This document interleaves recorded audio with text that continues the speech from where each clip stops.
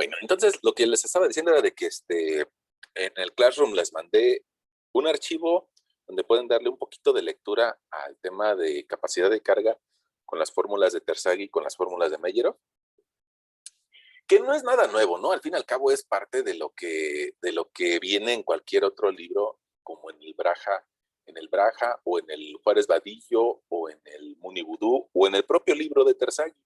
Inclusive, fíjense, parece un poquito raro, ¿no? Eso de poder consultar al mismo autor. Y sería lo mejor, ¿no? Cuando nosotros decimos, bueno, hay que utilizar la fórmula de Meyerov, pues sería lo ideal que tuviéramos el libro de Meyerov. Y a veces no es tan sencillo de obtener, pero lo bueno de estar a distancia y de estar con estas oportunidades pues de interactuar con el Internet y con interactuar con muchas fuentes bibliográficas por medio de la red, pues es de que podemos conseguir esas fuentes. Podemos encontrar el libro de Terzaghi, el libro de Meyerov en Internet. Hay que buscarlo un poquito, pero sí lo podemos encontrar. Yo, para que vean, honestamente, yo por ahí tengo algunos libros de Terzaghi en PDF, pero de Meyerov, ahorita que lo estoy diciendo, no. Y bueno, pues eso es una buena razón para empezar a hacer esa búsqueda. Bueno, fíjense que además de eso que yo les platicaba que por ahí ustedes van a poder consultar en el texto que les mandé, también les mandé algunos ejemplos. Yo creo que nos convendría, pues incluso abrir alguno de ellos. Vamos a abrir por aquí nuestra clase nuestra clase de las 5:30. Bueno, sí. Bueno, les mandé algunos ejemplos de pruebas triaxiales. Y eso va un poquito con la intención de que ustedes observen algunas diferencias. Eh, Hay pruebas triaxiales de algunas zonas del centro de la ciudad en la que podemos identificar que prácticamente el material es cohesivo. Mire, vamos a ver, yo creo que este ejemplo nos va a ayudar para entender ese concepto. Ya déjenme, estoy abriendo ahí el que dice ELF cohesivo 55. Lo estamos abriendo de nuestra sesión de Classroom. Y miren, lo que alcanzamos a ver ahí es de una empresa que se llama, una empresa muy famosa de mecánica de suelos que se llama TGC. Y está esta prueba realizada para un proyecto que está en el corredor de Reforma. Probablemente tú lo ubiques entre la glorieta de Colón y... Híjole, me parece que está muy cercano a la glorieta de Colón, un poquito más hacia el poniente de Hidalgo, entre Hidalgo y Colón, me parece. Es un edificio de color naranja que, bueno, es muy ubicable fácilmente dentro de esa zona de Reforma, que se llama Reforma 27. Bueno, fíjense que esa prueba que le hizo TGC a la filial de inmobiliaria de ICA, que en esa época se llamaba ICA Residencial, bueno, por aquí la tenemos, ¿no? Evidentemente que hicieron muchas pruebas, pero yo por ahí les estoy presentando una de ellas. Ahora, esta prueba si vamos a la parte de arriba, mira, nos dice, descripción del material, es un limo café olivo. No nos dice, creo que no nos alcanza a decir, no nos dice en esta hojita a qué profundidad fue extraída esa muestra, pero bueno, yo creo que sí podemos identificar. Ah, mira, aquí dice la profundidad, 670 metros de profundidad. 670, pues ya no es tan sencillo de llegar a pico y pala, ¿no? Sino que ya hay que llegar por medio de una excavación con una maquinaria de exploración en suelos. Es decir, con una maquinaria Longyear o con una maquinaria Aker o alguna empresa dedicada a la perforación. Nos dice que la profundidad es de 670 y también nos dice que le aplicaron una prueba triaxial no consolidada, no drenada. Alcanza a ver aquí un par de letras, ¿no? Que dice UU. Y eso significa que a partir de una cierta condición inicial probaron las tres cilindros y obtuvieron estas fallas. Ahora, si te das cuenta, las curvas de esfuerzo de formación se parecen bastante entre sí. Probablemente hay alguna que se dispara un poco más, pero en realidad son de la misma altura, ¿no? Casi. Ahora, mira, ¿eso qué tiene como consecuencia? Pues que prácticamente los tres círculos de Moore prácticamente tienen la misma elevación. Y ese, digamos que es el ejemplo característico de un suelo cohesivo. Un suelo cohesivo. Y en cambio, déjame cerrar este archivo y vamos a ubicar, pongamos que es en la zona de Cuautitlán Izcalli. Es para una empresa que se dedica a vender focos, Osram, y que, bueno, en algún momento hizo una ampliación de sus instalaciones. Y, híjole, no lo abrió. Bueno, déjame ver cómo le puedo hacer para que lo abra. Yo creo que te lo puedo abrir desde mis archivos, ¿no? Por aquí yo debería de tener en los archivos de mecánica de suelos, ejemplos de estado límite de falla. Vamos a abrir Barda Osram. Nada más que lo va a abrir en Excel y se va a tardar un poquito, ¿no? Ya ven que luego el Excel es medio torpe. O yo tengo tal vez muchos virus, ¿no? Bueno, ahora, mientras te lo voy platicando. Una diferencia que podríamos identificar entre la prueba anterior que estaba desarrollada en el centro de la ciudad, en el corredor Reforma, a 6 metros de profundidad, es de que ahí los círculos de Moore son horizontales, igualitos los tres, y entonces están a la misma altura. Y en cambio, esta prueba que está desarrollada, pues para el periférico, pues ya cercano a la Koblenz, a la Ford, a esa zona industrial de Cuautitlán Izcalli, mira, esta prueba resulta que los círculos, al contrario, ¿no? Parecen exhibir una línea demasiado vertical, demasiado inclinada. Incluso con los procedimientos que nosotros hicimos en alguna otra sesión, eh, tú recordarás que nuestro ejemplo anterior, pues tal vez tenía un ángulo de inclinación de 18 grados. En cambio, esta no, mira, esta está exhibiendo 36 grados de ángulo de fricción interna. Si lo comparamos, pongamos con el otro ejemplo que yo te enseñaba de Reforma, que es el ELF cohesivo. Vamos a ver esos dos, el ELF cohesivo 56, vamos a ver qué nos enseña.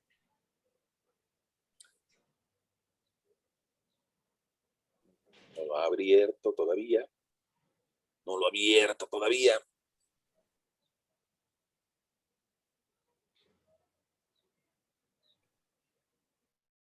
Ok, bueno, creo que ya se tardó de más. Vamos a ver si ya lo abrió aquí. Ah, sí, ya lo abrió aquí. Mira, aquí nos dice, mira, pongamos es todavía más característico. Dice que es del mismo sitio de Reforma 27. Vamos a ver la profundidad que nos declara. Mira, aquí, tal vez de forma muy tenue, pero se alcanza a ver que es una profundidad de 10 metros. Para mí está siendo un poquito difícil de verlo, 10.80, 10.70. Y entonces, pues bueno, probablemente también para ti sea un poquito difícil de verlo por la cuestión esta de la transmisión. Pero probablemente yo espero que tú estés alcanzando a ver aquí un círculo de Moore que llega a tener una altura pues del orden de punto 3 más o menos, punto 34. Y otro círculo de Moore muy parecido. Y mira, acá hasta acá, apenas si se alcanza a ver, déjame ver si le podemos hacer un zoom. Ahí está, ahí alcanzamos a ver los tres. Y creo que se alcanza a ver de una forma más nítida. Mira, aquí está un círculo de Moore que tiene una altura, aquí hay un segundo círculo de Moore un poquito más chaparrito y un tercer círculo de Moore un poquito más alto, pero en esencia tienen la misma elevación. Y eso es característico de un suelo cohesivo. Y yo creo que eso es importante y lo tenemos que anotar en nuestro cuaderno, ¿no? Déjenme ir a mi cuaderno. Mi cuaderno está por acá abajo. Ahí está. Bueno, entonces, ese comentario hay que anotarlo. Por ahí, si tú estás llevando notas, pues yo creo que sí te recomendaría que habría que anotarlo. Cuando los círculos de Moore son sensiblemente uniformes, sensiblemente tienen la misma altura, entonces ahí solemos decir que ese material es un suelo cohesivo. Usualmente los suelos cohesivos son suelos de tipo fino, y sobre todo pongamos el suelo fino de la Ciudad de México, es un suelo fino saturado. Entonces, tú recordarás que la vez anterior nos vimos por acá e hicimos algún ejemplo de capacidad de carga para suelo cohesivo. Probablemente alguien de ustedes dijo, pues sí, el nombre es lo de menos, ¿no? Se llama cohesivo, sí, dale, dale por su lado el profesor y ya no hay pasa nada, ¿no? Bueno, ¿eso qué significa? Que sus curvas de esfuerzo de formación pues van a ser muy parecidas independientemente del esfuerzo que se le aplique. Probablemente una de ellas tenga un esfuerzo, pongamos, de 0.1, otra de ellas tenga un esfuerzo de 0.2 y la otra de ellas tenga un esfuerzo de 0.4 kilos centímetro cuadrado, que no es tan pequeña la diferencia. Parece, si nada más nos quedamos viendo al número, pues alguien diría, pues eso apenas un poquito más. Bueno, no. Esas tres cantidades o esa diferencia de esfuerzos tal vez significa una presión de 1 tonelada metro cuadrado, 2 toneladas metro cuadrado o 4 toneladas metro cuadrado. Y ya no es tan pequeña la diferencia. No es lo mismo una edificación de un nivel a una edificación de 4 niveles, ¿no? Por ponerlo en términos de edificación. Entonces, la diferencia no es tan pequeña y sin embargo nos están dando círculos de Moore muy similares. Eso te decía, es característico de los suelos finos, saturados o de las arcillas en general, ¿no? Ahora, ¿hay otros tipos de suelos? Sí, hay otros tipos de suelos en los que esa condición cambia. Y mira, pongamos, déjame cambiar de pantalla y regresar a nuestro ejemplo de Cuautitlán Izcalli. Mira, aquí alcanzamos a ver que las curvas de esfuerzo de formación tienen alturas muy diferentes. Incluso aquí nos está dando los esfuerzos de confinamiento de 0.25, de 0.5 y de 1. Y si te das cuenta, prácticamente el valor de la segunda curva, pues es del orden de un 80% superior al de la primera. Y el valor de la tercera curva, pues prácticamente es como de un 120, 130% en comparación a la primera. ¿Eso qué significa? Ah, pues significa que los círculos de Moore respectivos no van a ser horizontales, no se van a parecer. Y eso lo podríamos nosotros representar también como unos círculos que empiezan muy pequeños y que de repente crecen, pues bastante, espérame, crecen bastante. Y eso nos da de característica una envolvente de falla de un suelo friccionante.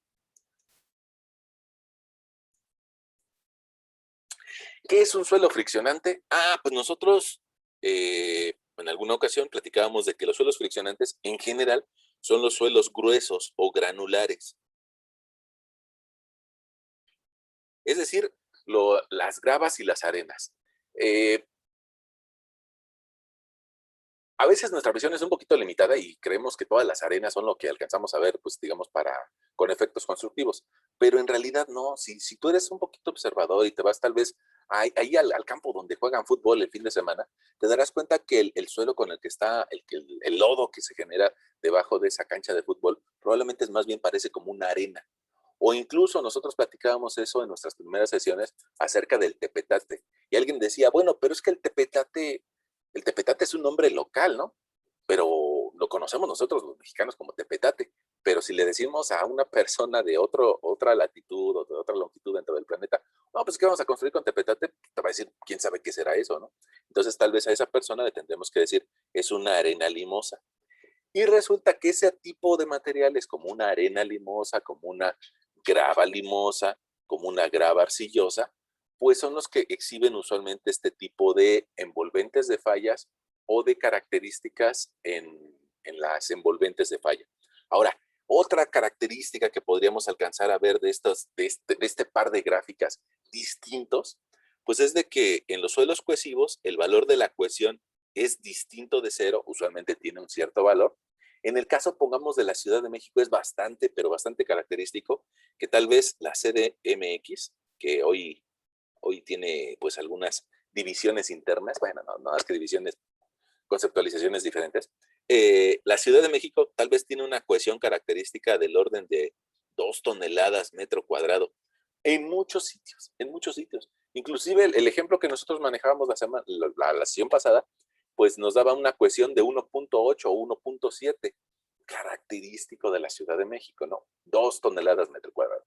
Y en cambio, la zona centro de la ciudad, a cierta profundidad, donde encontramos la arcilla más característica de la ciudad, pues lo que alcanzamos a ver, mira, es que el ángulo de fricción interna es nulo. Prácticamente se desarrolla una línea horizontal que envuelve a los 3 círculos de Moore. Eso tiene la característica, lo escribimos por acá, híjole, me pasé. Ahí está, lo escribimos por acá, que usualmente el ángulo de fricción interna es igual a 0. Es decir, no exhibe una inclinación esta línea, ¿no? Sino que prácticamente está colapsado en suelos cohesivos saturados. En suelos friccionantes es al revés. En suelos friccionantes resulta que en muchas ocasiones el valor de la cohesión prácticamente tiende a 0. Tiende a ser un valor nulo o 0. Y en cambio el ángulo de fricción interna, ese es el que sí tiene valor y es diferente de 0. Eso también le da el nombre en la literatura anglosajona de que a este tipo de suelos los gringos le llaman suelos cohesionless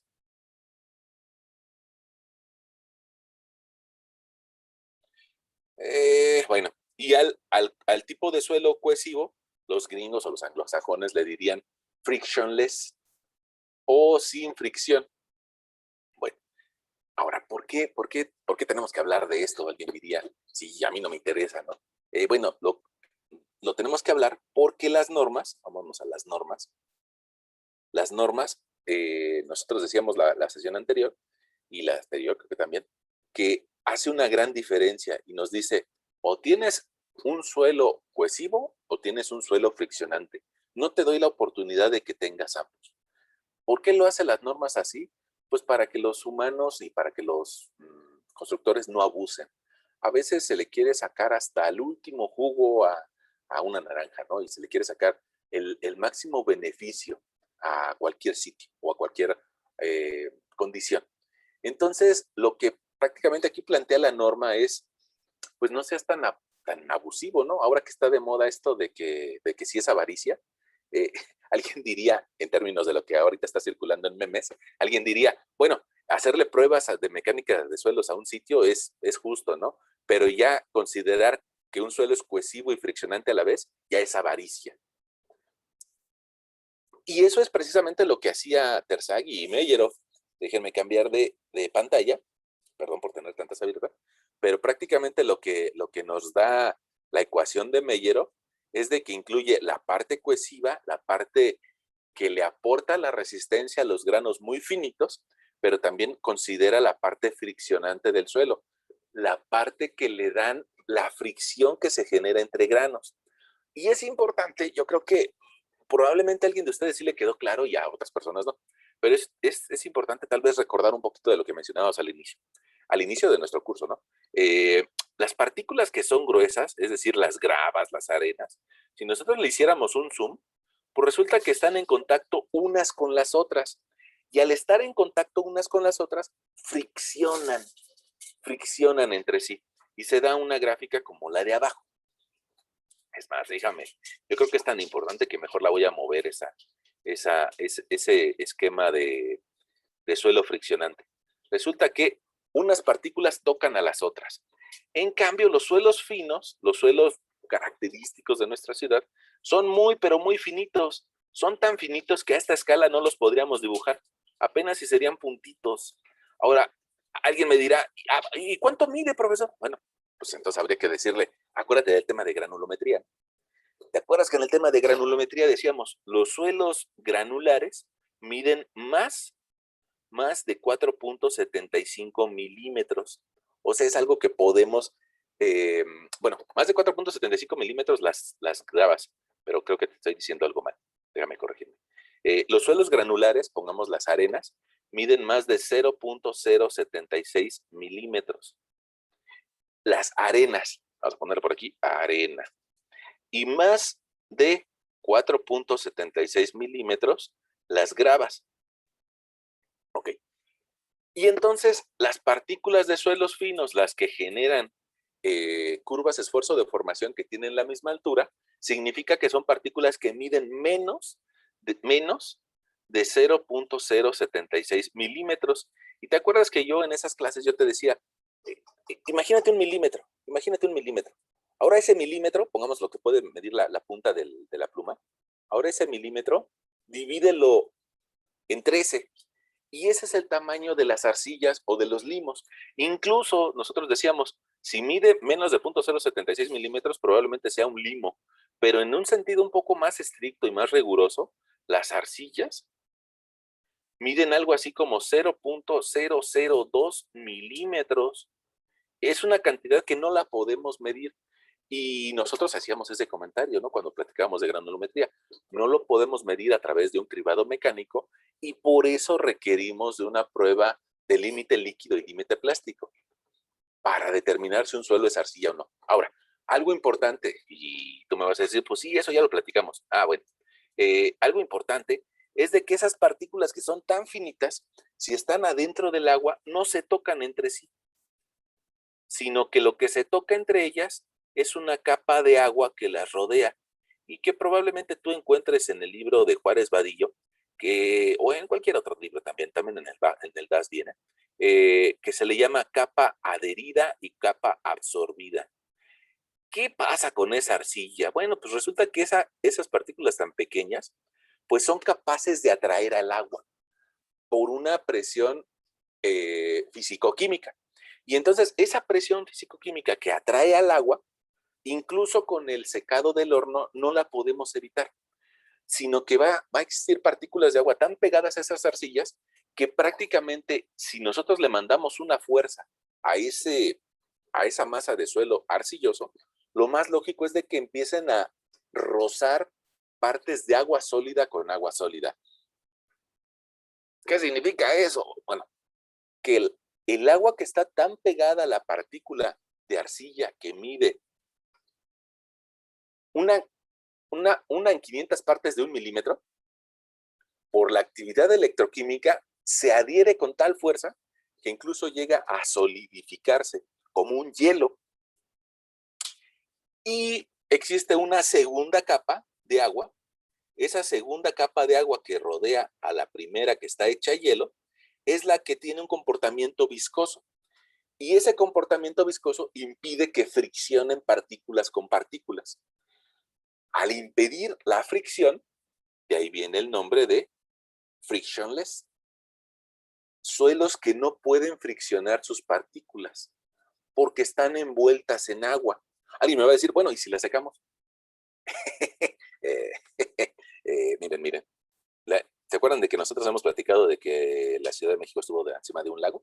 Que está encima de un lago y que ese lago llega a tener a veces espesores de material deformable de hasta unos 40 metros o incluso más. Ah, ok. Bueno, ¿cómo le vamos a hacer para secar el agua que está debajo de la ciudad? Bueno, alguien me va a decir, pero lo estamos haciendo, le estamos sacando agua. Sí, pero no estamos reduciendo. Durante los 150 años que le hemos sacado agua, tal vez desde un punto de vista masivo, por medio de pozos de bombeo, en esos 150 años, lo más que hemos podido bajar el nivel de aguas freáticas tal vez andará de 1 a 2 metros. Entonces no es nada todavía comparado con el espesor que tenemos de agua. Eso significa que las arcillas que están debajo de la ciudad van a seguir teniendo ese comportamiento frictionless o no friccionante. O, dicho de otra forma, un comportamiento cohesivo. Bueno, ahora, esto digamos que fue un recordatorio y también el sustento de por qué tuvimos que haber platicado antes acerca de tamaño de los granos, por qué tuvimos que haber platicado antes acerca de contenido de agua y por qué hasta ahora llegamos a estos temas, ¿no? De suelos friccionantes y suelos cohesivos. Bueno, regresemos a lo que nos dice la norma. La norma. Y aquí nos dice, pues puede ser que tengas dos tipos de suelo, ¿no? O es cohesivo o es friccionante.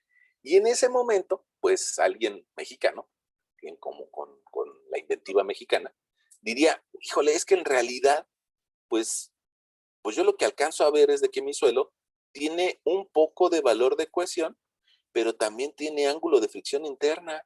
Entonces, ¿qué hago, no? Si la norma no me permite utilizar los dos.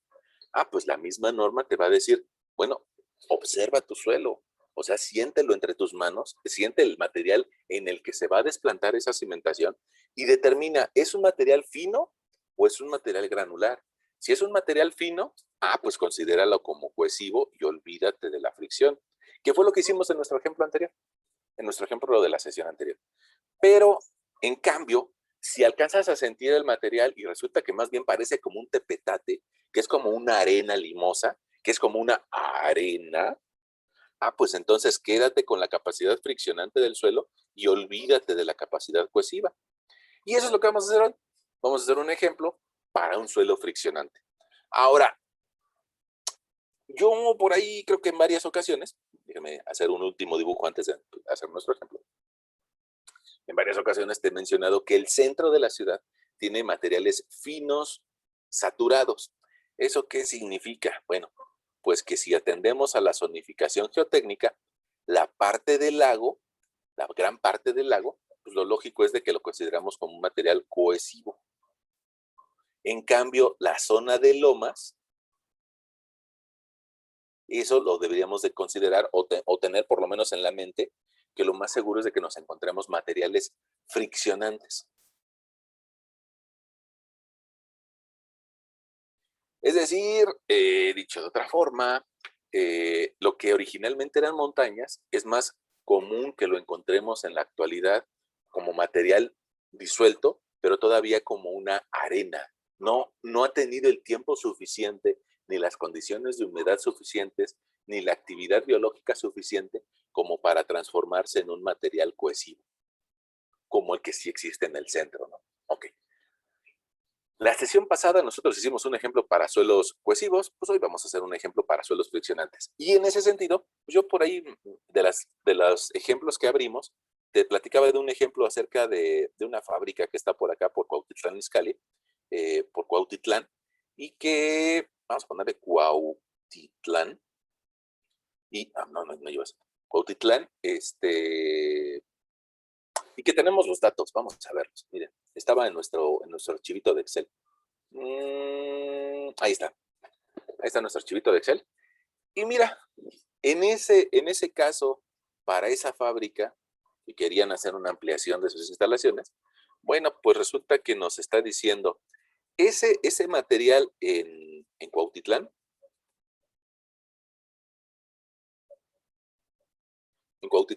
resulta que tiene una cohesión o una componente C que no es nada despreciable, ¿no? No es nada despreciable. Va de 0.46, fíjate, 0.46 kilogramos centímetro cuadrado. Eh, Nada más que, pues, cuando nosotros calculamos capacidad de carga, no utilizamos unidades de laboratorio de kilogramos centímetro cuadrado, sino que lo transformamos a estas unidades. Ahora, este valor de 0.46 en realidad significa lo mismo de esto. Es decir, lo cambiamos de unidades y resulta que tiene una cohesión de 4.6 toneladas metro cuadrado. La pura cohesión, ya nos está dando un valor de capacidad de carga similar al ejemplo de la sesión pasada, que nos dio por ahí de 5.2, 5 y algo, ¿no? Ok, en este caso la pura cohesión, la pura capacidad de los suelos finos nos está aventando 4 toneladas metro cuadrado. Imagínate lo que nos va a dar de capacidad al momento de que consideremos el ángulo de fricción interna. Pero vamos a hacerlo, vamos a considerarlo. Y resulta que ahí nos está dando un ángulo de fricción interna de 36 grados, que es la inclinación de la línea, ¿no? Ok. Ahora, ¿qué más podemos leer de esta gráfica? Pues yo creo que podemos leer, déjame ver si lo podemos hacer, ahí vamos a hacerlo. Así como se. ¿Qué más podemos leer de esa gráfica? Pues podemos leer valores de módulo de elasticidad. Si quieres, nos vamos con el módulo más pequeño, el de la gráfica que soportó menos. Vas a darle clic, ahí está. Y nos está diciendo que el módulo de elasticidad va a ser la relación entre un esfuerzo, vamos a ponerlo por acá. Esfuerzo es igual, bueno, módulo elástico es igual a esfuerzo entre deformación unitaria. Ahí, híjole, no tengo por acá mi calculadora, ahorita voy por ella. ¿Qué alcanzamos a ver de altura en Y? Pues yo alcanzo a ver un 1.63 kilogramos centímetro cuadrado entre una deformación unitaria de 0.90. Si te acuerdas, ¿no? Que en el eje de las X va la deformación unitaria, en el eje de las Y va el esfuerzo. Y tomamos un punto cualquiera y vemos ese par de coordenadas. Voy por mi calculadora.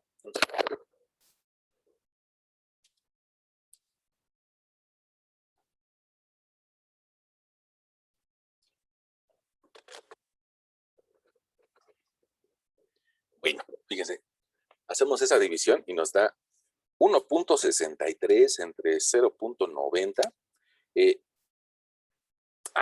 Ojo.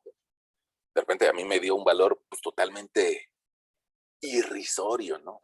Irrisorio, o que nos podíamos burlar de él. Miren, me está dando de resultado 1.81. Ese valor, pues, es irrisorio, diríamos. Bueno, ¿por qué nos podemos burlar de él? Pues porque prácticamente no nos está reportando módulo de elasticidad.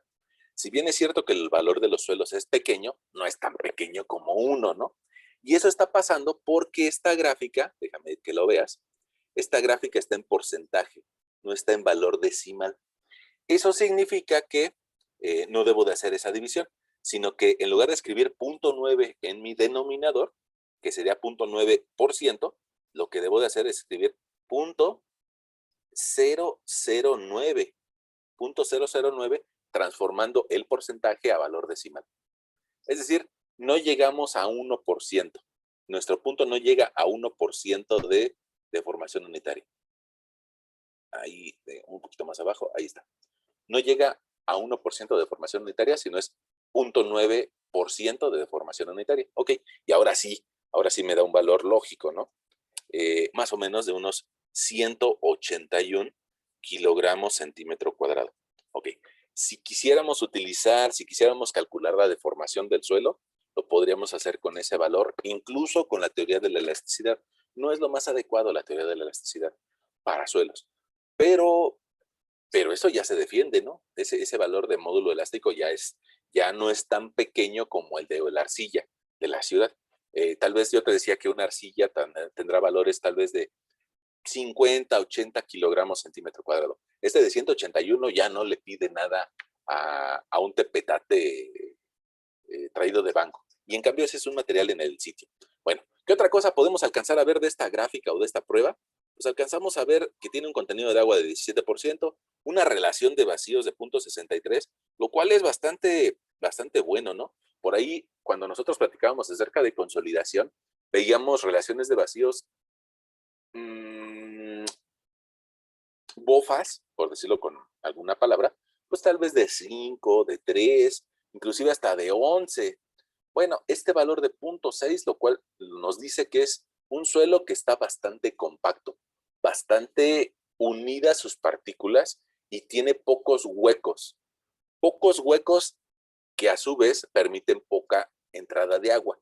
Y eso también nos lo reafirma este valor de peso volumétrico natural. Resulta que tenemos un peso volumétrico de 1.92 a 1.94. Si yo selecciono los tres, aquí el Excel nos da un promedio, nos está diciendo que nuestro promedio es de 1.92 toneladas por cada metro cúbico. Ok.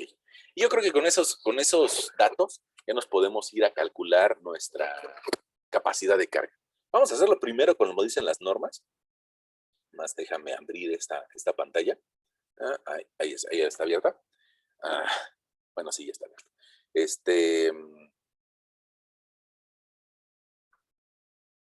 Y ahora vamos a abrir las normas. Déjenme hacerlas un poquito más chiquitas.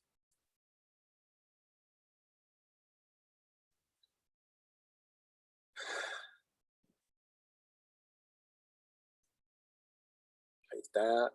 Es que no quiero aplicar la tecla de inicio más las flechitas porque, bueno, lo voy a hacer.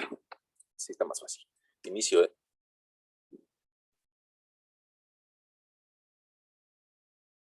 Ahí está, inicio más la flechita. Porque luego nos pregunta cómo queremos manejar la otra pantalla y ahí terminamos perdiendo mucha área. Pero si lo verticalizamos, ahí está.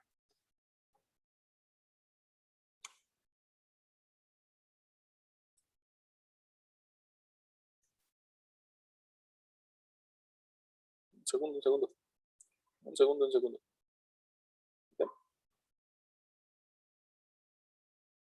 Ahí estamos. Ahí está, nuestro ejemplo de Cuautitlán, Izcalli. Ahora sí, ya podemos meternos a la fórmula para suelos friccionantes. Bueno, ¿por qué te digo que en Cuautitlán podríamos ocupar la fórmula de suelos friccionantes? Pues yo creo que incluso nos lo podemos regresar en la misma norma y ver la zonificación. Por ahí en las primeras páginas viene la zonificación geotécnica de la ciudad, de las normas de diseño y construcción de cimentaciones. Ahí está. Y mira, yo creo que pues sí podemos ubicar la zona de Cuautitlán. ¿Dónde andará Cuautitlán? Pues resulta que si yo quiero llegar a Cuautitlán tengo que tomar todo el periférico, e irme como si fuera Querétaro. Pues eso significa que me voy a ir por zona de Lomas, por zona de Lomas, por zona de Lomas.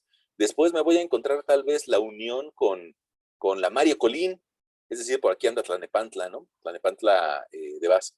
Y después, más arriba de Tlanepantla, pues me voy a encontrar con Cuautitlán Izcalli, con Tultitlán y con Atizapán.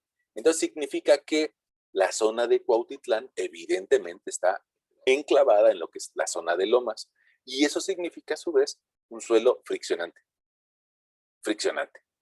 ¿Y qué significa eso de que sea un suelo friccionante? Pues vamos otra vez a la página, creo que era 25. Compensadas, no, creo que eso. un poquito más arribita, era la 23, me parece. Mira, pues resulta que aquí nos da las normas, la expresión para suelos friccionantes. Voy a anotarla, pues con el objetivo nada más de tenerla por ahí de referencia. Dice, la resistencia del sitio va a ser una ecuación, y esa ecuación va a ser, híjole, presión vertical efectiva o una PV multiplicada por un factor NQ menos 1. Y después a ese término le vas a agregar otro término. Mira, ya, yo sé que el primer NQ no se alcanza a ver, déjeme volverlo a escribir. NQ, y luego presión vertical efectiva. Y le vas a agregar un segundo término y que va a ser gamma BN gamma entre 2, y todo eso lo vamos a multiplicar por un factor de resistencia más la presión vertical. Ahora, ¿qué alcanzamos a ver de esa fórmula? No sé si tú recuerdas, y para eso voy a utilizar la pantalla de la derecha. A ver si recuerdas, mira, que la capacidad de carga última descrito con la ecuación de Terzaghi era algo así como CNC más QNQ más un medio de gamma BN gamma. Y después lo que hacíamos sobre de esa capacidad de carga última es de que prácticamente toda la expresión la dividimos entre un factor de seguridad. Ok, ahora, si te le quedas viendo a la expresión de abajo y a la expresión que nos proponen las normas, es muy parecida. Nada más no tiene el término de la cohesión. En lugar de utilizar un factor de seguridad de 3 en la parte de abajo, lo que hace es de que lo sube al numerador. Fíjate, este factor de seguridad de 3 lo sube al numerador, pero lo pone como un factor de reducción. Y si te das cuenta, un medio de gamma B, N gamma, es este término. Y el QNQ, ¿te acuerdas de que la Q en la expresión de Terzaghi, Q era gamma por DF, o presión efectiva a nivel de desplante? Y las normas lo que hace es de que la presión vertical, pues es, presión vertical es gamma DF. Entonces termina siendo lo mismo, termina siendo muy similar, no lo mismo. ¿Por qué te digo que cambiaron este 3 a factor de resistencia? Porque nos van a pedir las normas que utilicemos un factor de reducción de 0.35, que si le sacas el inverso, pues nos va a terminar dando algo parecido al 3. Parecido. Ok. Entonces, ahí es lo que te platicaba de que prácticamente es la misma ecuación. Nada más le hace sus adecuaciones, pues, un poco locales. Nada más que, ojo, no utilizamos los factores de carga NC, NQ y N gamma de la teoría de Terzaghi o de la teoría de Meyerhoff, sino que las mismas normas nos van a dar los valores. Bueno, pues vamos a buscarlos, ¿no? Fíjate, aquí vamos a buscarlo en la norma. Nos dice, la PV testada significa presión vertical efectiva a la profundidad de desplante, ¿no? A la misma profundidad. Ok. El NC ya lo utilizamos nosotros en la sesión anterior para la fórmula de suelos cohesivos, pero después, por aquí abajito nos da el valor de NQ. Es el coeficiente de capacidad de carga, y aquí las normas me dan el valor, me dicen una fórmula para calcularlo. Entonces, si me dicen una fórmula, pues hay que aplicarlo, ¿no? Entonces vamos a escribir nosotros. NQ va a ser igual a la base neperiana,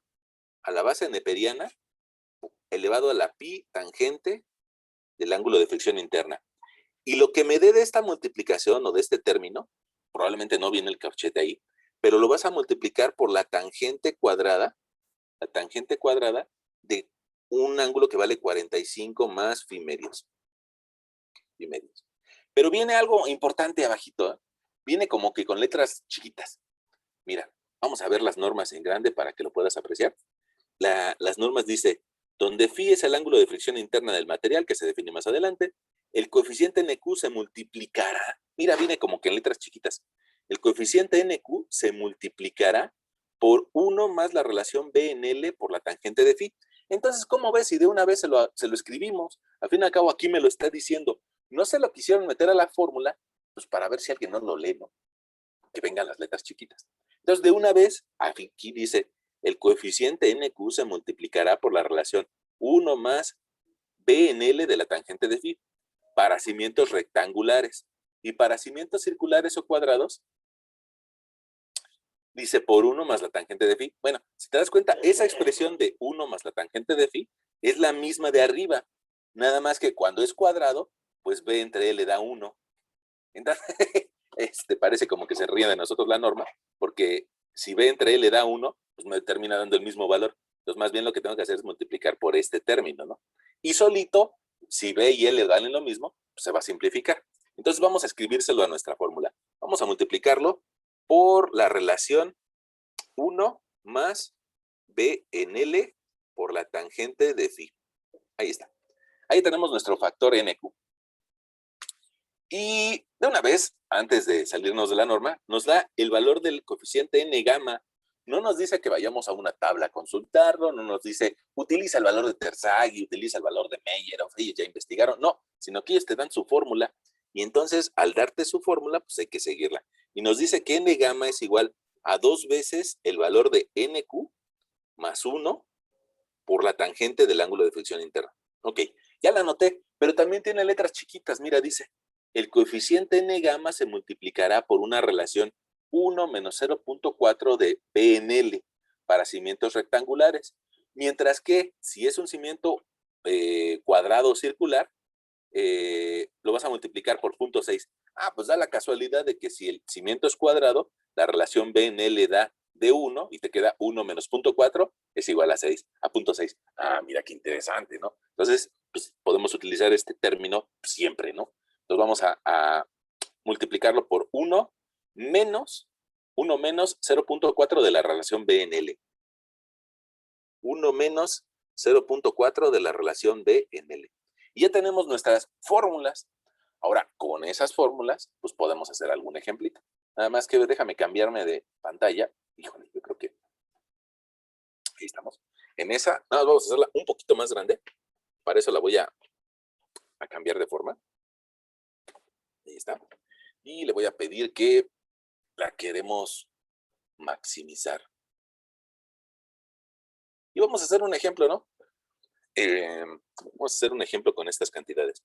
Nada más que para hacer un ejemplo, pues sería bastante gandalla de mi parte decirles, pues yo voy a proponer la base, ¿no? Yo voy a proponer el largo, yo voy a proponer la profundidad de desplante. Entonces mejor ustedes me lo dan. Vamos a pensar en una cierta cimentación tipo zapata. Y ustedes me dicen si es una zapata, corrida o es aislada o qué dimensiones tiene. Y pues vamos a proponer una zapata para una zona industrial o en una fabriquita. ¿Cómo de cuánto le consideramos la base?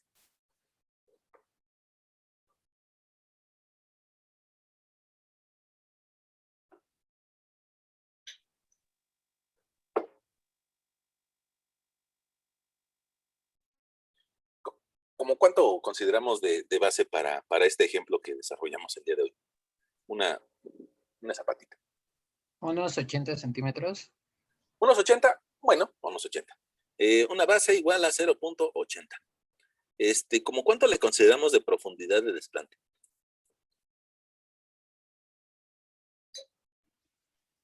60. O es muy poco. 60. Pues es lo mínimo, ¿no?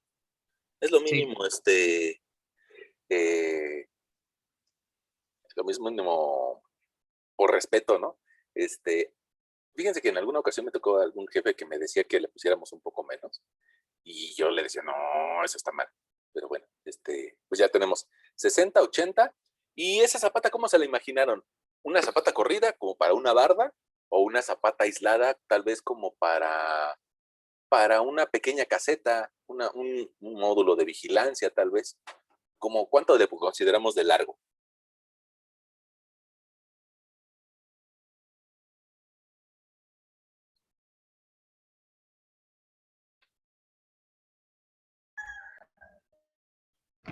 Como barda.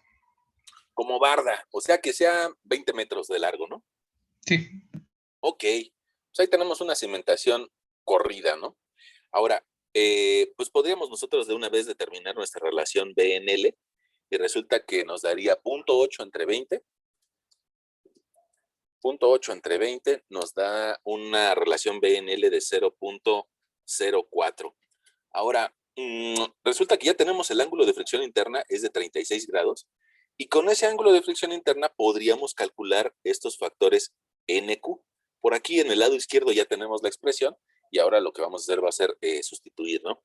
Entonces vamos a decir, ese factor NQ va a ser igual a la base neperiana elevada a la pi por la tangente de 36. Ok. Y luego vamos a multiplicarlo por la tangente de 45 más phi medios. Ese 36 entre 2 pues nos da 18, más 45 sería la tangente de 63.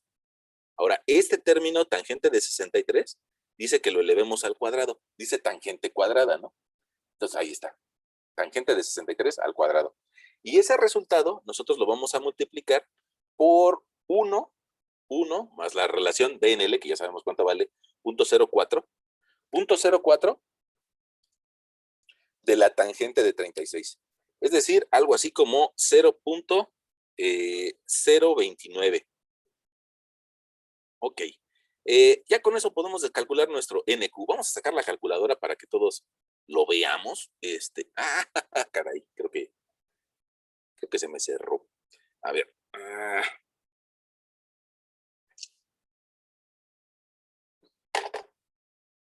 A ver. Estábamos aquí. Ahí estamos, ahí seguimos. Seguimos conectados, entonces nada más necesitamos sacar nuestra calculadora.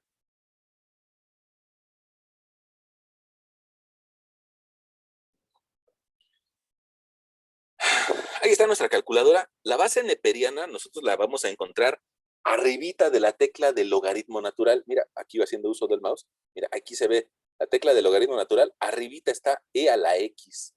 E a la x. Entonces, esa e a la x le voy a dar segunda función o shift, logaritmo natural. Ya me apareció e a la algo. Entonces, en ese algo le voy a incluir shift exponente para que me aparezca e a la pi. Y luego le voy a decir que va a ser también por la tangente de 36 grados. Y cerramos. Y ella nos está dando un valor 9.80. Espera. 9.80. Creo que ya estás viendo cómo se llegó a ese 9.80. Ese valor de 9.80 lo vamos a multiplicar por la tangente de 63 al cuadrado. Ok, entonces cierro un paréntesis, tangente de 63 grados, cierro paréntesis, cierro el segundo al cuadrado. Y eso significa que lo vamos a multiplicar por un 3.85. 3.85. Y después ese resultado lo vamos a multiplicar por 1.0296. Pues ya tenemos todo, ¿no? Para cocinar. 9.80 por 3.85 por 1.0296. Y ya nos está dando un factor NQ de 38.84.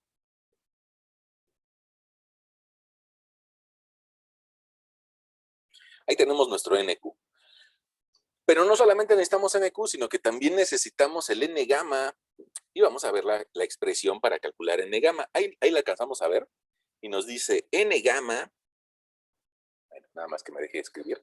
N gamma es igual a 2 veces NQ más 1. Si quieres, lo vemos por acá en la fórmula. Mira, N gamma, en la parte del medio, estás viendo, N gamma es igual a 2 veces NQ más 1. Ok, pues entonces vamos a escribirlo.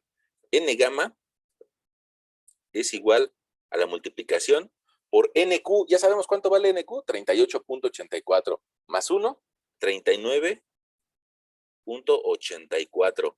Cerramos. La tangente de phi, bueno, pues la podemos calcular. Tangente de 36 nos da de 0.72, 72.65, vamos a ponerle los 4 decimales, 72.65. Y luego lo vamos a multiplicar por un factor de 1 menos 0.4 por la relación BNL. La relación BNL la tenemos escrita en la parte media de la pantalla hacia arriba, 0.04. Entonces, por 0.04, resulta que tenemos un 0.016. Pero ese 0.016 hay que restarlo a partir de 1. Es decir, vamos a escribir nosotros 1 menos 0.016, y es por lo que lo tenemos que multiplicar, es decir, por un 0.984. Y ya tenemos todos los elementos para calcular nuestro n gamma. Ahí está. Ahora vamos a hacerlo. Vamos a multiplicar 2 por 39.84 por 0.7265 y por 0.984. Ahí está. Y resulta que nos da un n gamma de 56.96. Apenas si se alcanza a ver nuestros numeritos, perdonen. Pero vamos a escribírselo. 56.96. Ahí está. Ya tenemos NQ y N gamma. ¿Qué sigue? Pues sustituir en la fórmula. Y la fórmula ya nos da la resistencia. Vamos a hacerlo de este lado. Nada más que me deje. Creo que ya sé por qué se está tardando tanto.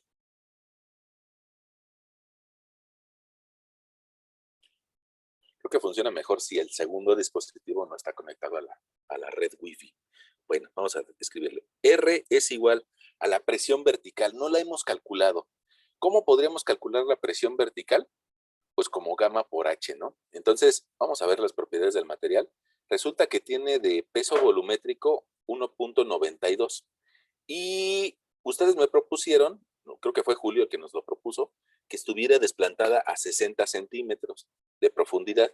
Entonces resulta que el factor presión vertical, nosotros lo podemos calcular al multiplicar gamma por H. 1.92 por 0.60.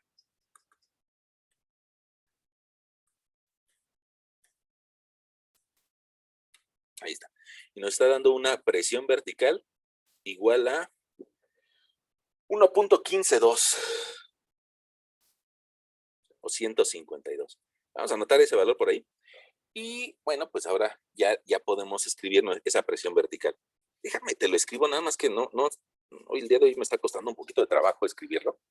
1.152. Esa es nuestra presión vertical por NQ menos 1. Ahí estás viendo en la pantalla, en el centro, en la parte donde está el mouse, 38.84. Ese es NQ menos 1. Me va a quedar 37.84. Ok. Y luego me dice la expresión de la resistencia o de R. Ya que tienes esos dos términos, los vas a sumar, a otro término que incluya a gamma B. La gamma vale 1.92 toneladas metro cúbico. Y la B, nos lo propuso también Julio, me parece, de 0.8 metros. Ahí está. Gamma B. N gamma. El N gamma vale 56.96. Ahí está. Yo creo que podemos, si nos deja la herramienta, podemos hacer un poquito más pequeños esos N gamma y esos NQs, más que me dé la oportunidad. Hoy sí estoy sufriendo con mi herramienta. Ahí está. Vamos a hacer estos valores de NQ un poquito más pequeños.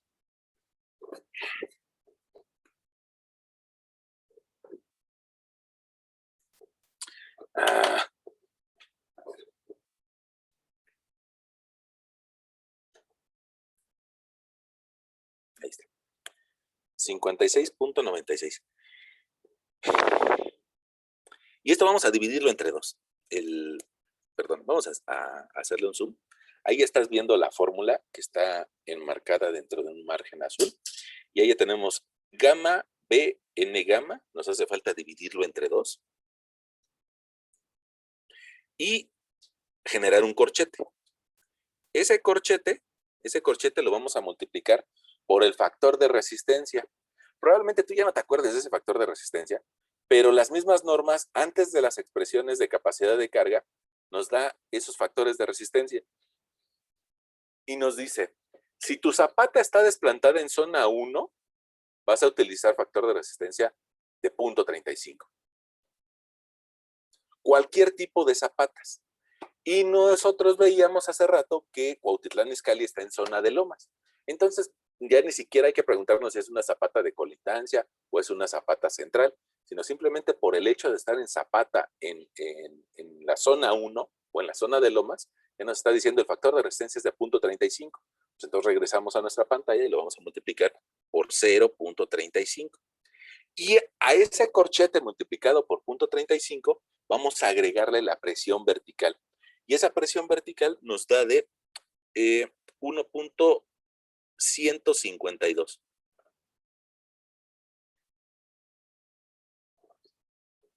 Más que me deje escribir. A ver.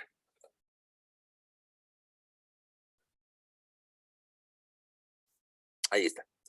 Bueno, entonces ya podemos calcular nuestra resistencia según las normas técnicas complementarias. Si yo multiplico 1.152 por 37.84, ese valor de presión vertical, las unidades que tiene, está en toneladas sobre metro cuadrado. Toneladas metro cuadrado. Y entonces nos va a dar un resultado de 43.59 toneladas metro cuadrado. Ok. Ahora ese es el primer sumando del corchete. El segundo sumando del corchete necesito multiplicar 1.92, que es el peso volumétrico, por una base de 0.8 por un factor n gamma de 56.96 y todo eso dividirlo entre 2. Y nos va a dar otra vez una presión en toneladas metro cuadrado, porque los dos primeros términos, uno viene en toneladas metro cúbico, toneladas sobre metro cúbico, y el otro viene en metros. Entonces, al hacer esa multiplicación, nuestro resultado queda en toneladas metro cuadrado. Es decir, 27.34 toneladas sobre metro cuadrado.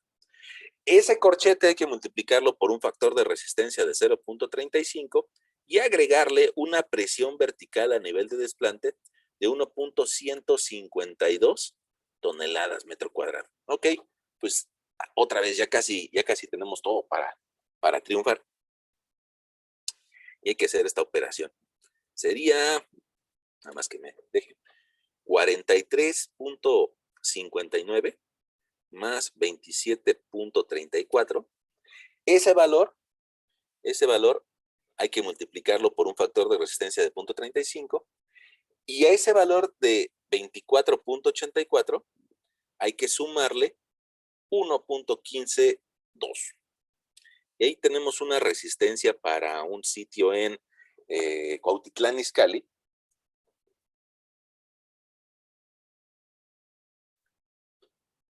Con una resistencia de 25, no me dejes escribir, 25.98. 25.98 toneladas metro cuadrado. Ahí está, ya me dejo. 25.98 toneladas metro cuadrado. Ahí está nuestro valor. No quiere decir que todo Cuautitlán tenga esa resistencia, pero pues te puedes dar una idea, ¿no?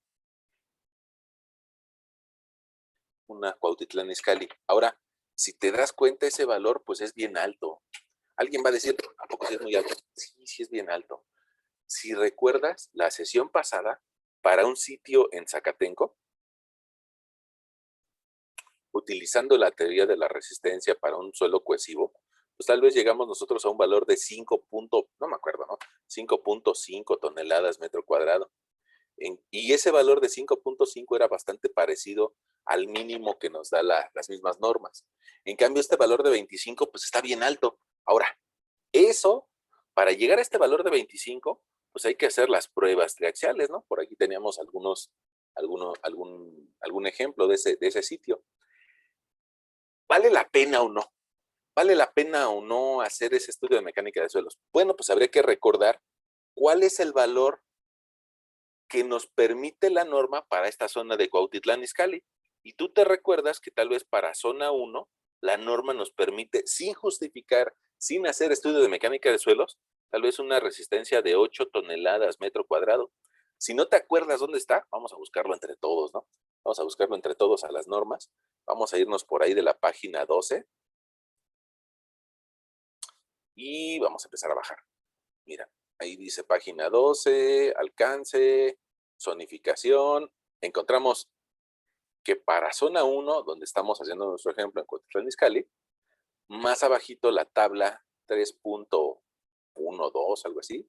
Mira, ahí está. Requisitos mínimos para investigación de suelo. Y nos dice, mira, en zona 1 tienes que detectar cavernas, tienes que detectar rellenos sueltos, galerías, grietas. Tienes que hacer pozos a cielo abierto para observar de forma directa la estratigrafía del sitio. Pero mira, en caso de considerar diseño de cimiento, en el caso de considerar en el diseño del cimiento un incremento neto de presión mayor a 8 toneladas metro cuadrado, deberá justificarse a partir de resultados de pruebas de laboratorio realizadas. ¿Qué significa?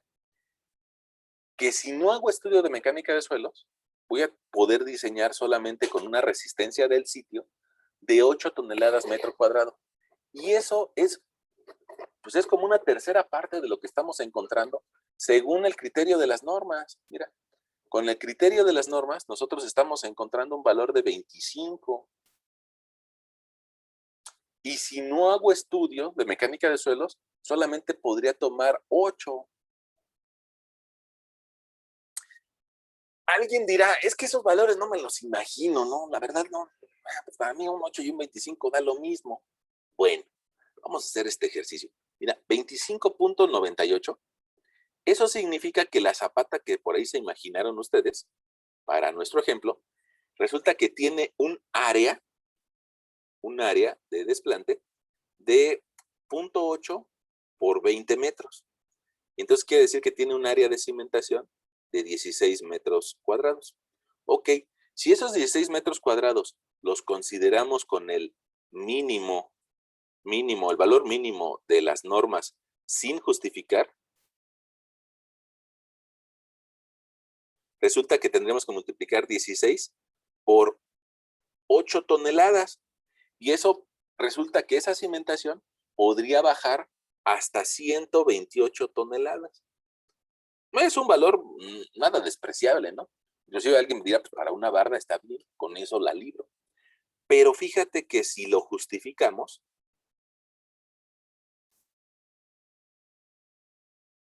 resulta que podemos tener una resistencia de ese terreno de hasta 25.98 toneladas metro cuadrado. ¿Qué significa? Pues que nosotros podríamos multiplicar 25.98 toneladas metro cuadrado por 16 metros cuadrados y podríamos tener una resistencia o una capacidad de esa zapata de bajar hasta 415.68 toneladas de forma vertical, ¿no? Entonces, pues aquí está la diferencia entre hacer o no un estudio de mecánica de suelos, ¿no? Si alguien me dice, pues es que nada más es para una barda, pues no, entonces no lo hagas, ¿no? Probablemente sin justificar podrías bajar esa cantidad de fuerza en la zapata que ustedes se imaginaron.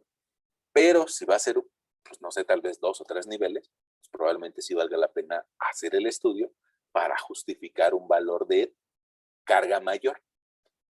Ahora, habría que preguntarnos, bueno, y el siguiente paso es, ¿y esta carga es pequeña o es mucha? Pues quién sabe.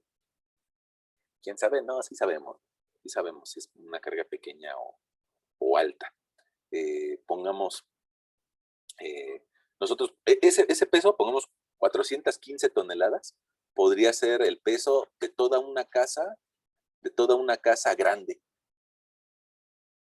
Ya ves que nosotros habíamos dicho en alguna ocasión que un metro cuadrado de edificación suele pesar 1 tonelada por metro cuadrado.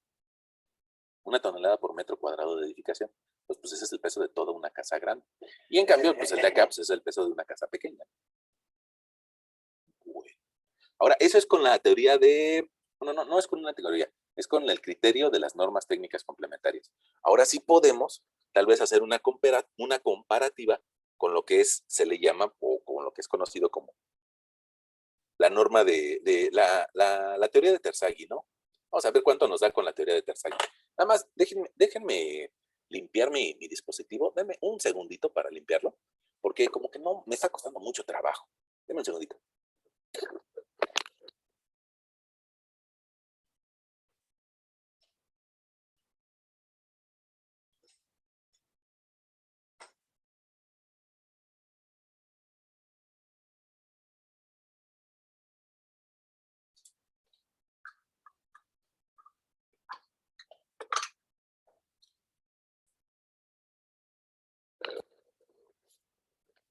venden ahí en el zona comercial, pero en el Office Depot, un líquido que supuestamente sirve para limpiar pantallas, ¿no? Entonces, pues a mí últimamente me ha funcionado. A ver si mejora la forma que, en la que estoy escribiendo, porque tal vez esta pantalla ya está muy sucia, ¿no? Bueno, y hacemos ahorita el ejemplo para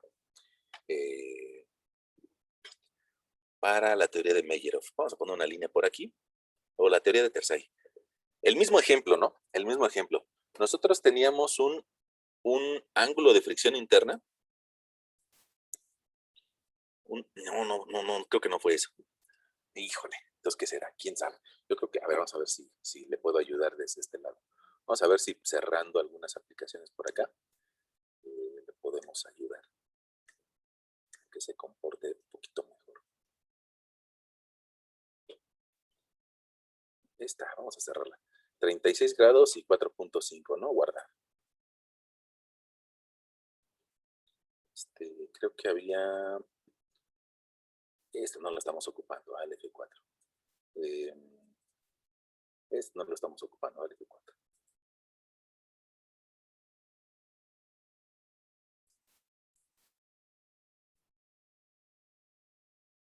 Ya, yo creo que con eso. A ver si se comporta mejor. Bueno, entonces, nosotros tenemos un ángulo de fricción interna de 36 grados. Tenemos un peso volumétrico de 1.92 toneladas metro cúbico. Tenemos una cohesión de 4.6 toneladas metro cuadrado. Ahí está. Yo creo que con esos valores ya lo podemos determinar. Ahora, fíjense que la teoría de Terzaghi, que es la más sencillita de todas, la teoría de Terzaghi nos diría, para tu zapata que tiene una base de 0.80 y tiene un largo de 20 metros y tiene una cierta profundidad de 0.60 de Deep Foundation, bueno, pues tú puedes calcular la capacidad de carga con la ecuación de Terzaghi utilizando Q última igual a CNC más QNQ más 1/2 de gamma B N gamma. Ahí está. Bueno, ahora sustituimos valores. Capacidad de carga última es igual a C, cohesión, 4.6 toneladas metro cuadrado, por un factor NC. Y alguien me va a decir, bueno, pero el factor NC, atendiendo a la teoría de Terzaghi, eso sí habría que consultarlo en algún libro, ¿no? Y entonces, pues abrimos nuestro libro, ya lo tenemos por aquí abierto, y nos vamos a los factores de NC para la teoría de Terzaghi. Esos no son los de la página 483 del libro de Das. Y me dice, factores de capacidad de carga de Terzaghi. Si tienes un ángulo de fricción interna de 36, que es un ángulo grande, mira, el NC, tómalo igual a 63.53. 63.53 más Q. Quedamos que Q es la presión a nivel de desplante. Entonces lo puedo expresar esa Q como gamma por DF, es decir, 1.92 toneladas metro cuadrado por una profundidad de desplante de 0.60 metros. Ahí está. Ahí está la Q. Y ahora me hace falta la NQ. Lo voy a poner a propósito, ¿no? Aquí que esto nada más es la Q. Parece como si lo estuviera dividiendo. Déjenme volver a escribirlo. Eso es la Q, o la presión a nivel de desplante. La NQ, vamos a buscarla igual para 36 grados. 36 grados, NQ igual a 47.16. Bueno, pues vamos a ponerle 47.16. Y luego más 1/2 de gamma, o sea 0.5 de gamma, es decir, 1.92 toneladas metro cúbico,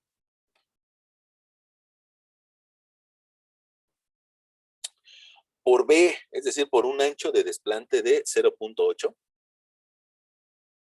y por N gamma, vamos a buscar en lo que me deja volver a escribir, vamos a buscar N gamma.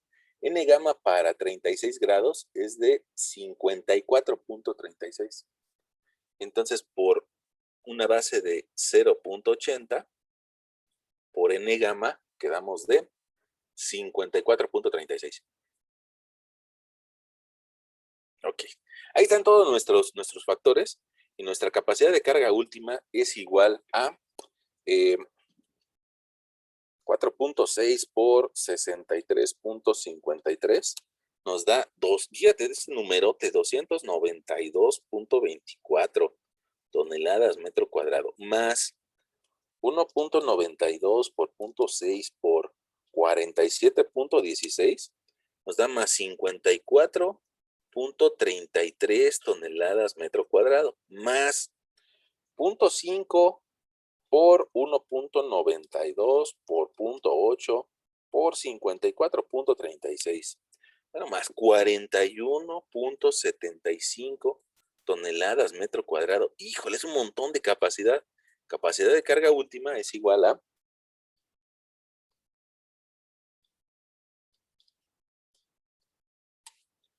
388.32 toneladas metro cuadrado. Es un montón.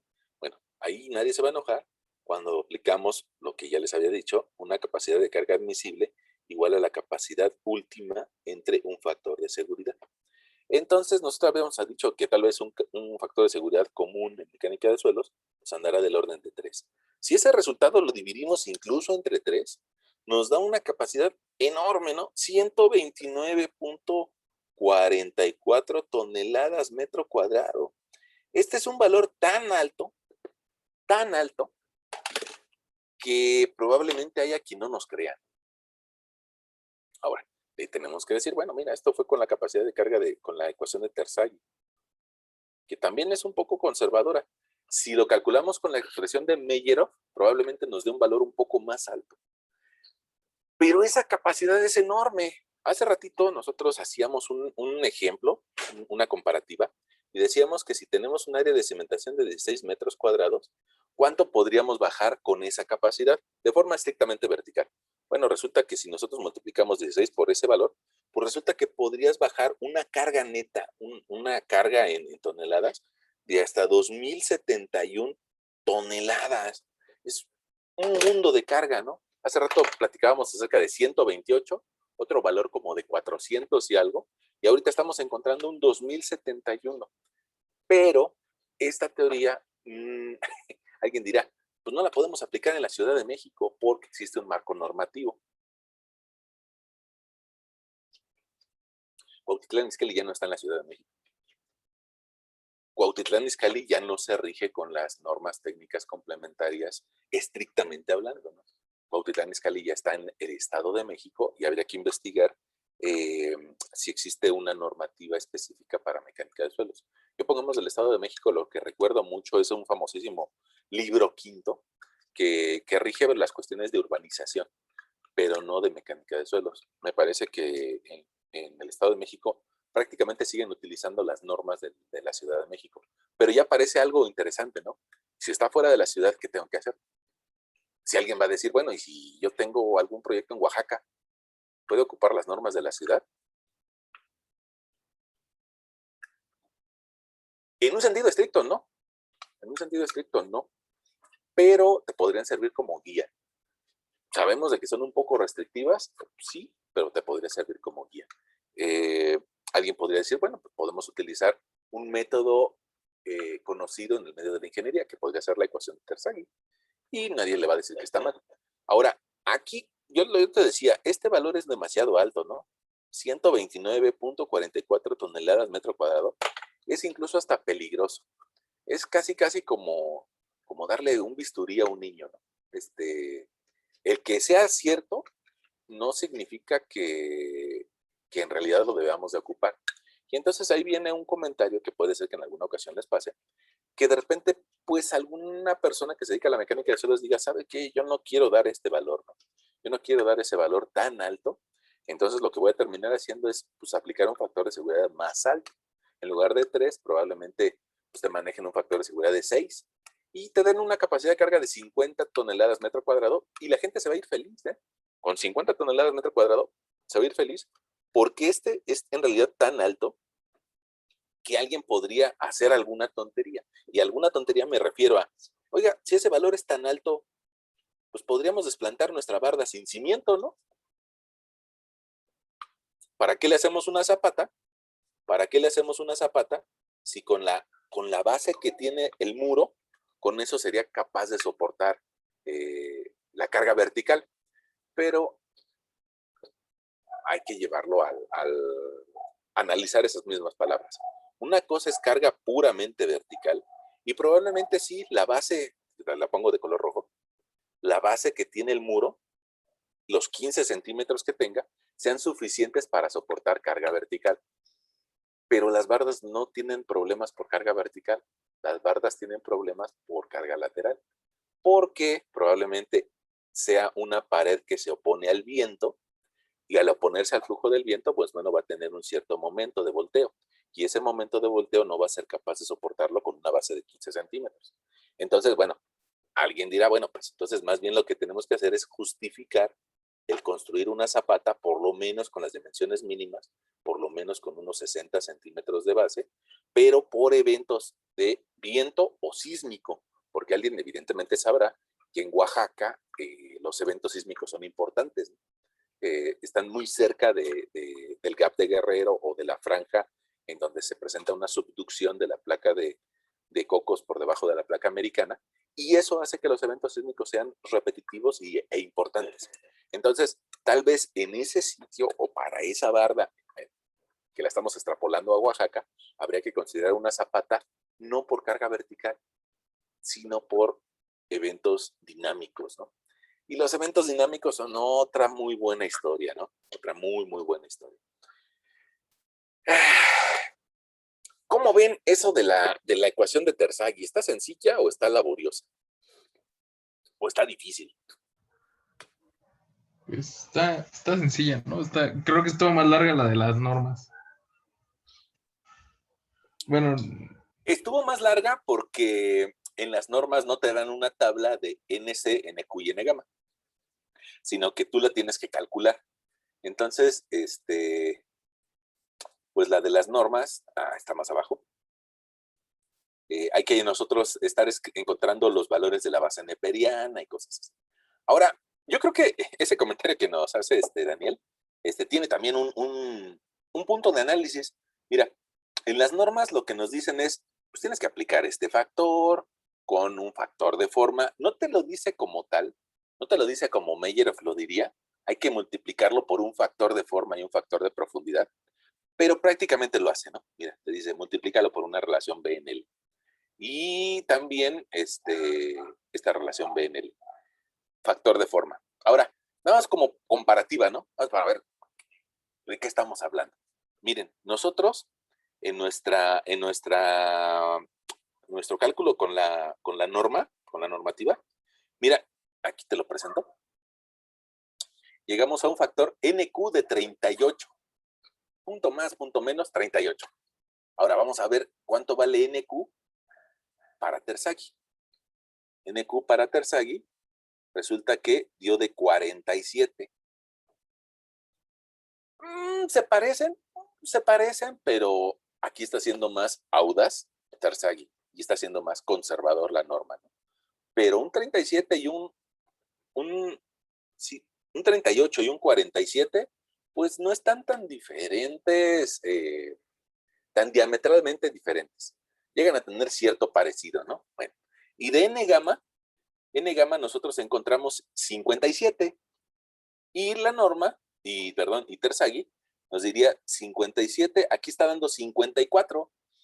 Entonces, pues lo que dice la norma o lo que dicen los factores de Terzaghi no están tan disparados.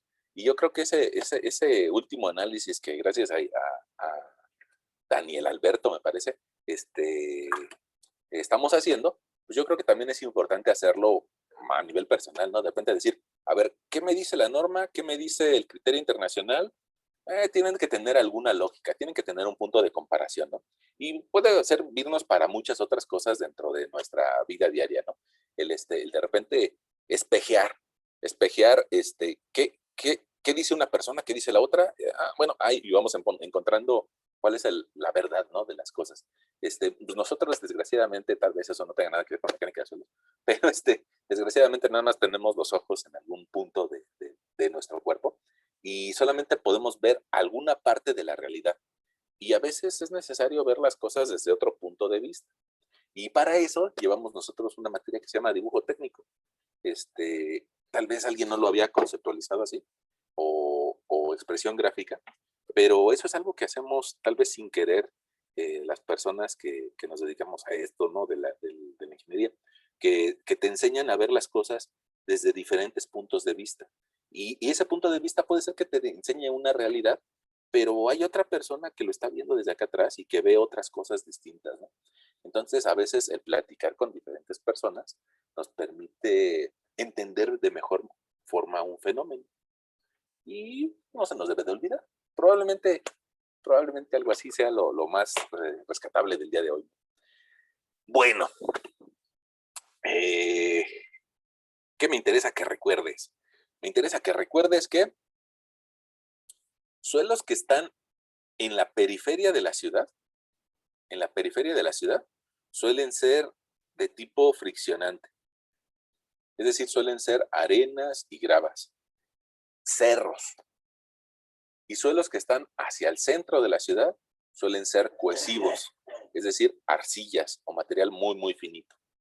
¿Quién nos va a dar más lata? Los que están en el centro de la ciudad, los que son material finito.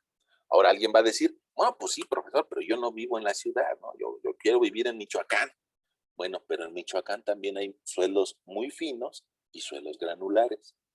Y eso significa que cuando encuentres en Michoacán o en Tijuana o en cualquier otro sitio suelos finos, hay que tenerle respeto, ¿no? Hay que tenerle respeto. Por ahí no es lo mismo una capacidad que nos dio de 5 toneladas metro cuadrado, algo que pues por lo menos nos estaba dando unos, creo que 38 toneladas metro cuadrado, o incluso más, ¿no? Unos 133 toneladas metro cuadrado. Entonces, usualmente los suelos finos, los suelos muy finitos, son los que nos dan más problemas y que no aguantan tanto. Si al sitio donde tú vayas ves algo parecido al tepetate, no te preocupes tanto. El tepetate tal vez nos va a dar por aquí un valor de unas 20 toneladas metro cuadrado, 15 toneladas metro cuadrado, dependiendo de la geometría, ¿no? De tan profundo o del ancho de la cimentación. Pero usualmente nos va a dar buenos resultados un tepetate. Pero si tú alcanzas a ver material muy fino, que parece más bien como mantequilla, que patina entre tus dedos, que no alcanzamos a sentir el tamaño de los granos, ese suelo hay que tenerle un poquito de respeto, ¿no? Y de cuidado. Y bueno, pues habrá que analizarlo. Bueno, pues así, ya nos dieron las 7 de la noche y pues ya será hora de ir a otra materia, ¿no? ¿Cómo ven? ¿Algún comentario que tengan? Bro, yo tengo una duda. Sí. Ya no entendí muy bien lo de es factor de resistencia, ¿no? Lo del punto 35 y el punto 65. O sea, el punto 35 era para los suelos friccionantes y el 65 era, o no, ¿puedo explicar eso otra vez? Sí. ¿Y cuál usamos con un suelo y cuál con el otro? Bueno, un poco, el criterio general es tratar de utilizar un factor de seguridad de 2.5 o de 3, si estás fuera de la ciudad. ¿Qué significa reducir tus valores a un tercio del valor real? Un punto 33 al dividirlo entre 3. La norma local lo que te dice es de que tienes 2 valores. Pero prácticamente, y sin complicarnos la vida, pues prácticamente yo te diría siempre utiliza punto 35. ¿Por qué? Porque mira, aquí te dice, vas a utilizar punto 35 para capacidad de carga ante cualquier tipo de combinación en la base de zapatas de cualquier tipo en zona 1, en zona de lomas. Cualquier estructura que esté en zona de lomas, punto 35. Ah, bueno, órale, va, ya le entendí. A la zona de lomas. A suelos friccionantes. Bueno, ahora, si estás en zona de transición o en zona de lago, entonces todavía te pone otro requisito. Si estás en esas zonas y tienes zapatas de colindancia a menos de 5 metros de profundidad, utiliza punto 35. Ahí esa condición es un poco, híjole, no sé cómo describirla, pero Mañosa. Mañosa. Porque prácticamente, fíjate qué curioso te dicen esto. Te dicen, si tú tienes zapatas centrales, puedes utilizar un factor de reducción de 0.65. Pero evidentemente que tu predio, en algún lugar, vas a necesitar zapatas de colindancia. En algún, perdón la expresión, en algún maldito lugar. Lo vas a necesitar. porque tu predio en algún lugar tiene un límite. Y entonces, pues resulta que la zapata de colindancia tienes que utilizar un factor de reducción de 0.35. ¿Por qué? ¿Por qué también es mañosa? Porque te dice, bueno, si tu zapata está desplantada a menos de 5 metros de profundidad, 5 metros de profundidad. Bueno, evidentemente que la gran mayoría de las zapatas van a estar desplantadas a menos de 5 metros de profundidad, casi todas. Algún caso muy raro va a estar a más 5 metros o más de profundidad, pero prácticamente todas pues, van a estar más superficiales, ¿no? Entonces, por eso yo digo que es una condición pues bastante mañosa lo que te dice aquí, Pisa. Zapatas de colindancia desplantadas a menos de 5 metros de profundidad en zonas 2 y 3, utiliza .35. Y si tienes pilotes o pilas desplantadas en un estrato friccionante, utiliza .35. Ahora, prácticamente, ¿qué te está diciendo aquí? Pues usa .35 en todos lugares. ¿Por qué yo te digo que en todos lugares? Porque alguien me va a decir, no, pero para la zapata central podemos utilizar .65.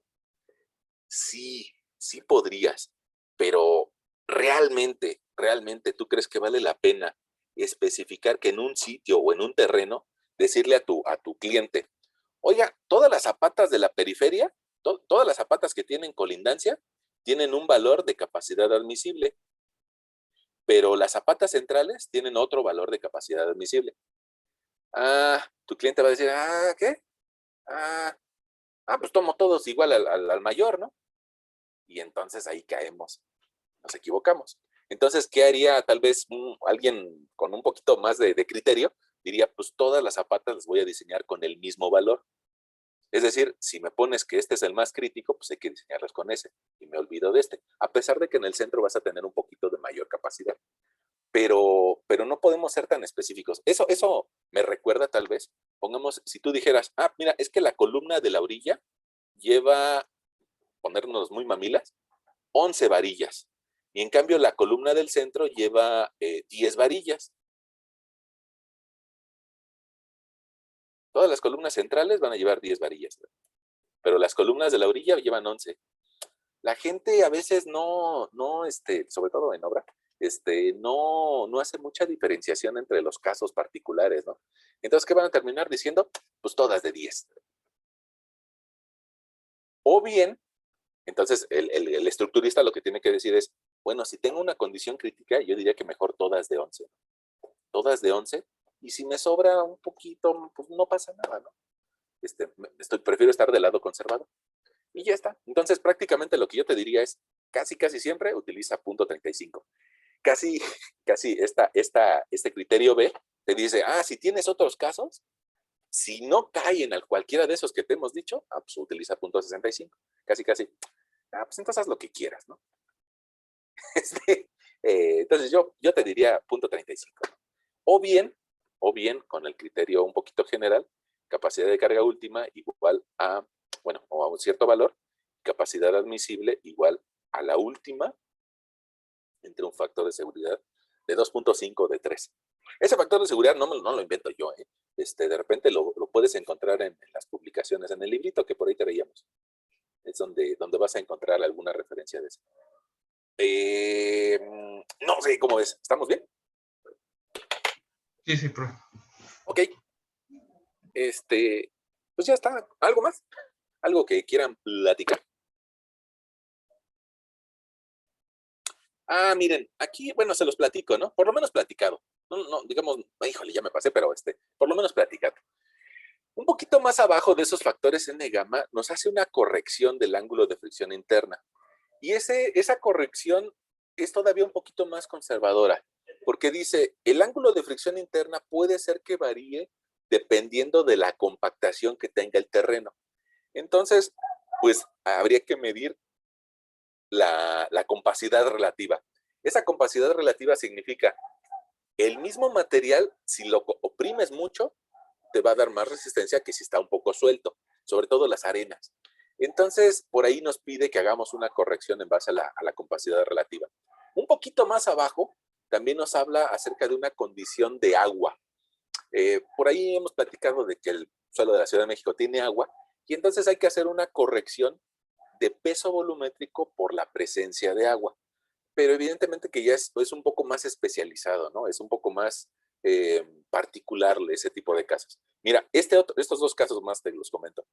Esta base prima la utiliza en caso de que tuviéramos una excentricidad. Vamos a suponer que el arquitecto o alguien por ahí quiere que a fuerzas tengamos volados. Bueno, esos volados a veces generan excentricidades y se tiene que reducir el ancho del desplante. ¿Eso por qué? Pues bueno, Pues porque resulta que tu zapata no es lo mismo que nada más tenga carga vertical a que tenga una carga excéntrica, ¿no? Yo creo que nos va a ayudar ese dibujito, a pesar de que me está costando trabajo hacerlo. Ahí está.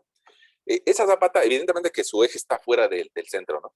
Entonces, eso va a tener como consecuencia que las presiones debajo de la zapata sean más grandes de uno de los dos lados y que no sea una presión uniforme. Entonces, por ahí, pues existen algunas formas de corregir eso. No de corregirlo, sino de tomarlo en cuenta. ¿Qué hace ese procedimiento de la B'? Pues dice, en lugar de que consideres toda la base de la zapata, pues te voy a permitir que consideres una base un poco reducida, una B', en función de la excentricidad que intenta voltear a la zapata. Y el último comentario por acá, que yo creo que también es un poquito aplicable a nosotros, es de que nos dice, si tu zapata está encima de una sucesión de estratos, pongamos, ¿qué pasaría si el estrato de arriba es duro y el estrato de abajo es blando? Bueno, probablemente la parte de arriba simplemente se comporte como un bloque rígido y sea, digamos, dicho de una forma, como una ampliación de la zapata. Y que es, a pesar de que la zapata que se va a construir esté arriba, pues podríamos considerar que llega con una dimensión un poco mayor al suelo blando y podríamos calcular la capacidad de carga del suelo blando con esta nueva base. Pero es al fin y al cabo un modelo que te permite estimar al suelo resistente como una parte de la zapata. Es un concepto, ¿no? Algo un poquito teórico, ¿no? Y miren, lo que sigue, tal vez para nuestra siguiente semana, será platicar un poquito, si no, miren, esa fórmula ya la ocupamos en consolidación, pero por aquí ya te habla un poquito acerca de cajones compensados o de pilas, y de pilas y pilotes, ¿no? Aunque sea platicado, pues podemos ver algo de eso, ¿no? Al fin y al cabo, la capacidad, ya me quiero extender, la capacidad de carga de un pilote, de una pila, depende de dos partes. Una del fuste y otra de la punta. Miren, perdonen por la salida, déjenme ver. Ahí estoy. No estoy. Imagínate, vamos a suponer, ¿no?, que esto fuera un pilote. Bueno, la capacidad de carga del pilote depende en una parte de la punta, pero al ser una estructura tan delgada, pues como que se flexiona. Entonces, otra capacidad, otra parte importante del pilote es su capacidad friccionante. O sea, cómo se agarra de forma lateral, la fricción que experimenta entre el suelo y el pilote. Y eso se llama fuste. Entonces, el pilote tiene dos formas de transmitirle carga al terreno, por la punta o por el fuste. Los pilotes de fricción trabajan más por fuste que por punta, porque son muy delgaditos en la punta. Y en cambio, las pilas trabajan más, perdón, pero podría ejemplificar más esto como una pila. Las pilas trabajan por la punta, es lo que les permite bajar la carga. En cambio, los pilotes, que son muy delgaditos, pues más bien trabajan con la cara lateral. De eso platicamos si quieren la siguiente semana, que se lleven algunas ideas. Bueno, pues ya, nadie aguanta más de una hora a una persona hablando, ¿no? Entonces, pues yo creo que ya es hora de ir a hacer algunas otras cosas. Por acá nos estaremos viendo la siguiente semana, ¿sale? Sí, profe. Gracias. Va. Gracias, profe. Que tenga bonita tarde. Gracias, profe. Que esté bien. Igualmente, Gracias. profe. Hasta luego.